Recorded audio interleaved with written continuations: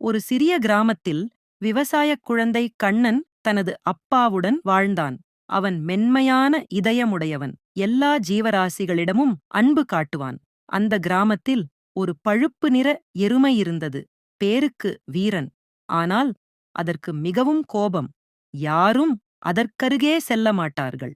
சிலருக்கு காயமும் ஏற்பட்டிருந்தது. மக்கள் அனைவரும் வீரனை விரட்டச் சொல்லினர்.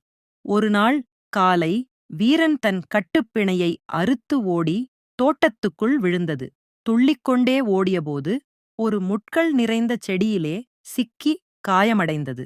அதை பார்த்த மக்கள், கொலைக்கார எருமை, அதை ஓடவிடக்கூடாது எனக் கோபமாக கூச்சலிட்டார்கள்.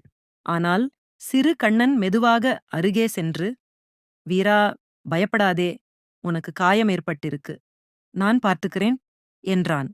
அவன் மெதுவாக காயங்களை சுத்தம் செய்து சிறிது தண்ணீரும் கொடுத்தான்.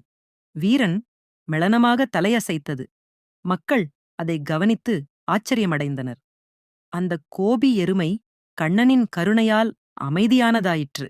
காலப்போக்கில் வீரன் கண்ணனுடன் தோட்ட வேலைகளில் உதவத் தொடங்கியது.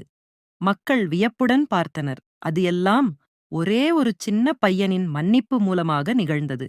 மன்னிப்பும் அமைதியும் வன்கொடுமையையும் மாற்றி அமைக்கக்கூடிய வல்லமை உடையவை. இந்த வீடியோ உங்களுக்கு பிடிச்சிருந்தா லைக் பண்ணுங்க, ஷேர் பண்ணுங்க, மறக்காம சப்ஸ்கிரைப் பண்ணுங்க.